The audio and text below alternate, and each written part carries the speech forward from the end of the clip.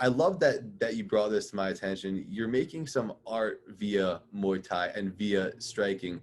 Could you talk about what inspired you to do that? I had the idea for it like 7 or 8 years ago, where it started with my footwork. Like the question you asked, do I practice it? Do I train it? The stuff that I didn't practice or train, I wanted to see what it looked like. You know, like those old dance books that have like the feet, step one, step two, like Yeah. there's this, you follow the steps with your feet. I wanted to see what mine would look like so that I could like learn. It's like, have you seen the movie Drumline with Nick Cannon, like from way back? He's like a really, really good drummer, but he's not classically trained.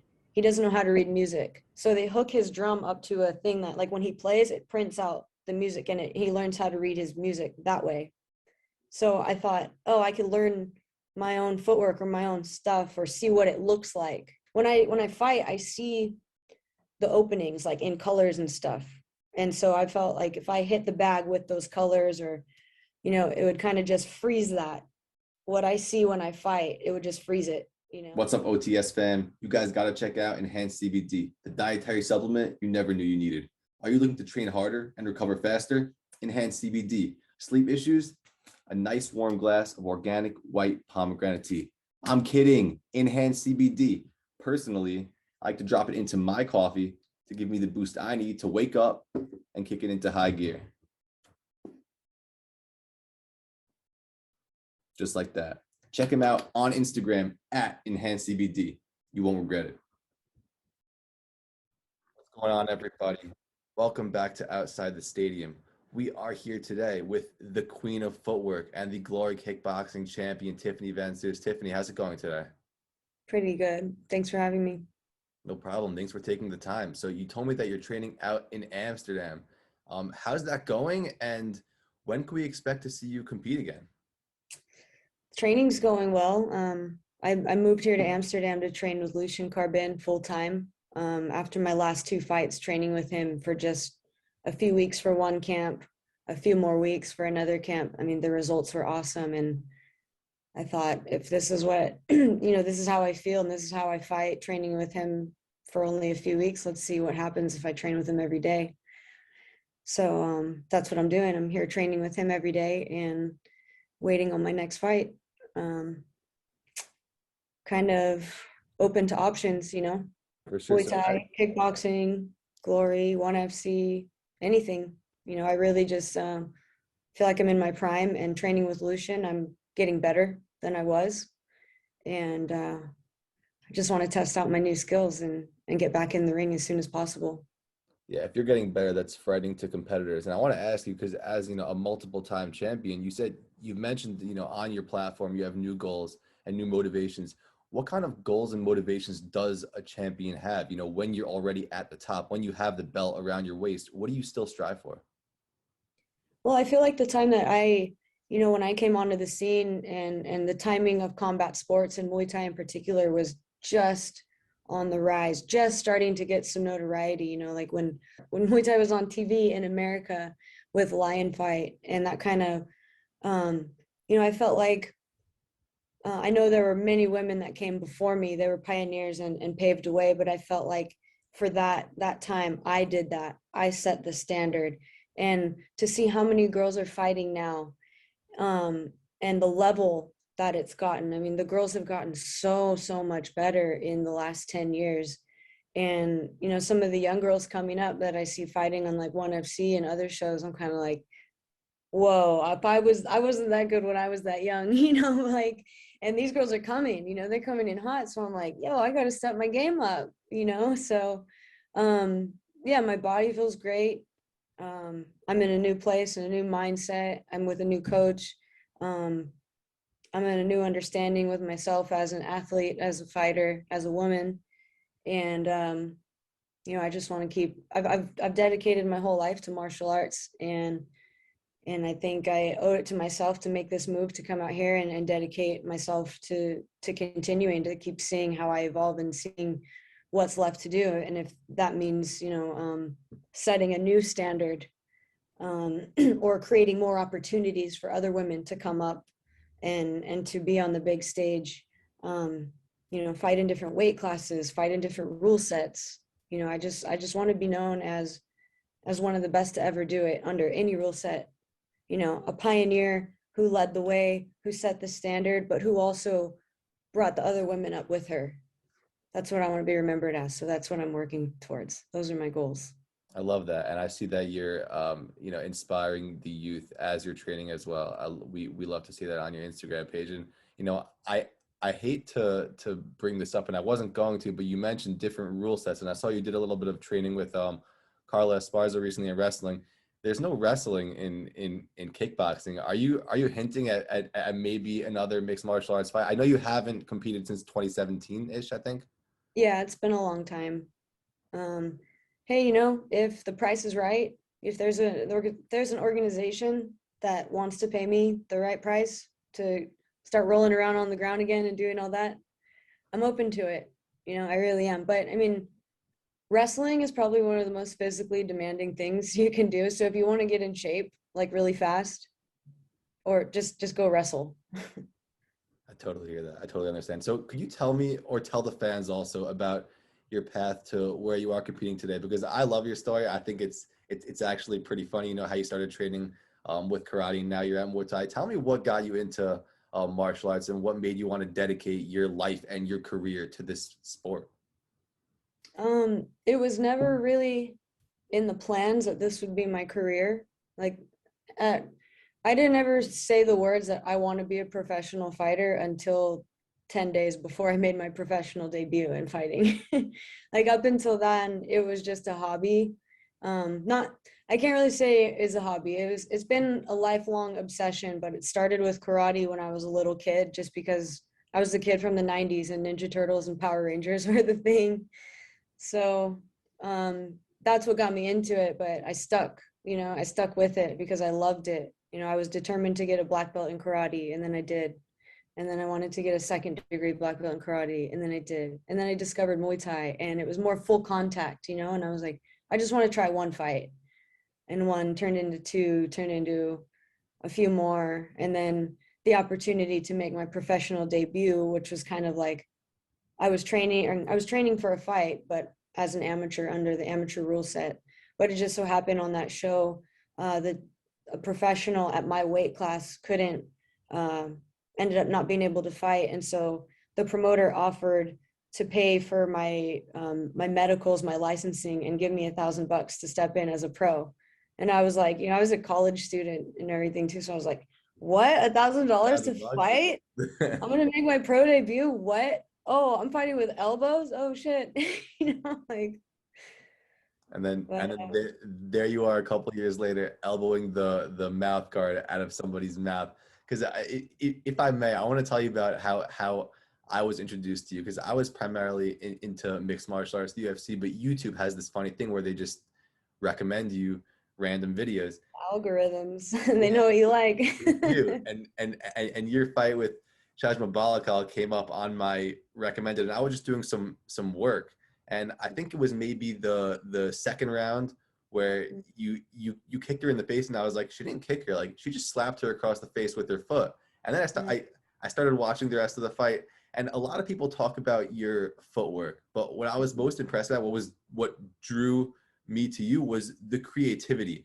Do you work on before the fight like these certain kind of flows and moves and combinations, or does it just happen as you move along with the fight with, like, you know, jumping knees into elbows, into back elbows as they're grabbing on your back? How does that come into fruition when you're competing? I have no clue. It just happens. Like, obviously there's a lot of training and there's a lot of mindfulness in the training, but to go back to karate roots, there's Renshu and Mushin. Renshu is repetition and Mushin is the art of mindlessness. Do one to achieve the other. So it's just about putting in the reps in the gym so that the body knows what it's doing without you even thinking about it. But even like beyond that, I've always felt like when I fight, like I'm a way better fighter in the fight and in the ring than I am in the gym. Like I have good moments in the gym and I'm a hard worker and stuff, but like as far as performance and execution and everything, like when the lights are on, that's when I'm at my best. And some of the stuff that happens that I do, a lot of it is very calculated and trained. but a lot of it, man, I wish I knew where it came from so I could bottle it up and sell it. Like, You would make a lot of money if you bottled I that up think so. and sold it. And I think, I mean, your nickname is Time Bomb. I think I mean, it's pretty self-evident why that is your nickname, but could you tell us like the origin story when you got that nickname, where it came from originally? Yeah, sure. Like I said, I trained in karate before Muay Thai, but there was a transition where at my karate dojo and with my instructors, we were all training in Muay Thai together. So I started Muay Thai in the same place where I did karate. So my karate instructor, he was my instructor since I was a little kid. We were sparring, and I guess he hit me really hard, like towards the end of one of the rounds. Like my eyes started to tear up because it was like square on the nose. And I guess, like, you know how the timer has like 30 seconds left? It'll tell you like that went off, and then I guess something in me just like snapped, and I just went super hard and finished the round. And when the round was over, he was like, "Dang, Tiff, you went off like a bomb. You were like a ticking time bomb. Oh, Tiffany the time bomb. That's your name." And I'm just like, "No, it's not. Please don't," because it's really cheesy. But it stuck and I embraced it. So In my opinion, the best combat sports nicknames are cheesy. I mean, you're having yeah. an announcer scream your name in front of thousands of fans. It's Yeah. got to be And cheesy. you can't like give yourself a nickname. It has to be given to you. And usually if it's given to you, you hate it. And so it's like if someone comes in with a nickname like the Destroyer or something, like, dude, did you give yourself that name? Like Exactly. I can't stand those nicknames. And then with those nicknames, you start having like repetition. Other people have the same nickname. I had two fighters actually recently come on. They're both nicknamed the Vanilla Gorilla. I'm like, first of all, that's pretty obscure. How did that even happen? But I think you put your stamp on Time Bomb cool. I'll take it. for sure. So Yeah. I love that you brought this to my attention. You're making some art via Muay Thai and via striking. Could you talk about what inspired you to do that? And then also I saw one video where maybe you even created a beat with striking. Could you tell us how you're incorporating martial arts into other arts? Man, with the art and the painting, I had the idea for it like 7 or 8 years ago where it started with my footwork, right? I wanted, because like the question you asked, do I practice it? Do I train it? The stuff that I didn't practice or train, I wanted to see what it looked like. You know, like those old dance books that have like the feet, step one, step two, like Yeah. there's this, you follow the steps with your feet. Um, I wanted to see what mine would look like if I did that so that I could like learn. It's like, have you seen the movie Drumline with Nick Cannon, like from way back? I have not. I have not. Okay. Well, he's like a really, really good drummer, but he's not classically trained. He doesn't know how to read music. So they hook his drum up to a thing that, like, when he plays, it prints out the music and he learns how to read his music that way. So I thought, oh, I could learn my own footwork or my own stuff or see what it looks like that way. But I couldn't do it. I finally got to doing it with my footwork like only a couple months ago. But I also want, when I fight, I see the openings like in colors and stuff. And so I felt like if I hit the bag with those colors, or, it would kind of just freeze that. What I see when I fight, it would just freeze it, and I could look at it. But then I got to like, oh, I wonder what this combo over and over again looks like, or this combo, or these colors. And so it just came from this curiosity to see what fighting looks like in art form. I mean, it is an art form, but to see it like in a visual art form, frozen. And then I was like, oh, that's a really nice sunset photo. Like, I love taking photos also. I'm like, I'm going to try to do a sunset photo, like a portrait.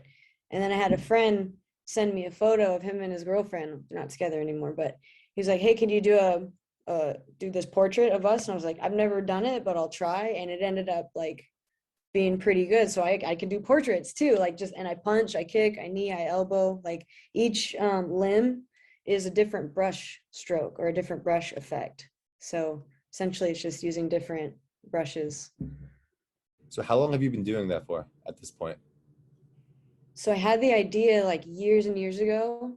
I tried it once 3 years ago and didn't do it again, just 'cause I didn't have the space or the time or all these other things. And then when the pandemic happened and everyone went into lockdown, I had a heavy bag and I was like, well, I have my own heavy bag, my own space, all the time in the world and nothing to do. So I just started making a bunch of paintings and trying out the different ideas. And then, so I painted for like a year, but didn't post about it. I showed some people, but I kept it pretty private. And then I started posting about it, and because someone asked to buy one, and I was like trying to keep it to myself, and like I wanted to do this art show and like surprise everybody, here's my art. But then just I don't know, I started selling them. I started selling more and more, and I'm like, okay, I'll make my own Instagram page for it, I guess, and then just keep it going. But yeah, the journey continues. I moved here to Amsterdam to really just to train and make art, and I think this is a good place to do that. For sure. I mean, I can tell you that it's 100% unique. I've never seen anything like that. So we're definitely going to drop a link in the comment section. You guys should all check it out. When do you get to watch a fighter compete and then have a picture of that fighter competing on a canvas? Probably nowhere else. Tiffany, I want to ask you a spitball question before we let you go. Hypothetically, if you were to compete in a kickboxing match, strictly Muay Thai, no wrestling, with Valentina Shevchenko, 5 rounds, how would that go? It would hurt. Okay. It would hurt. Who It would would be it hurt exciting. more? Who would it It hurt would more? be it would be exciting, but it would hurt. We both get hurt, I think. Yeah, for sure. Yeah. It would be I called her out after a fight once. But she had just gotten signed to the UFC or got signed right after or something. So it never happened. But yeah, it would be a good one. Yeah, and I mean, listen, I mean, you're a world champion. She's running short on contenders. There's still plenty of time to make that happen. So Oh, she's a beast on the ground. Like she's an absolute beast on the ground. I'm blue belt for life. Like for sure, for sure. I mean, I'd love to see you guys strike. But anyway, last thing before I let you go, I'm just going to give you the mic. Is there anything you'd like to say to the fans? Anybody you'd like to thank? The mic is yours. to all my fans, just thank you for your continuous support over the years and going into the future because the best is yet to come. Um, I also want to take the time to shout out a mental course that I created. It's called the Fighter's Mentality. It's for anybody who wants to train or compete at a higher level. And it's basically an entire course that teaches you how to calm and quiet your mind so that you can really make the most out of your training.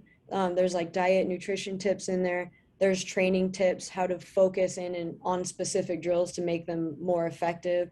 There's visualization, meditation guides, how to get in your zone before you compete, how to recap after you compete. I mean, I spent weeks and weeks pouring everything I've learned along these last 10, 12 years on this journey. Everything that I've learned and that has worked for me, I put it all into a course to teach anybody who wants to learn. So that's available. The link is in my bio on my Instagram. Well, you guys heard the champion, 12 years developing a championship mindset. Check out the Fighter's Mentality. Check out Tiffany Van Soest art. This has been Tiffany Van Soest, the Glory Kickboxing World Champion. Thank you so much for your time today. Thank you for having me.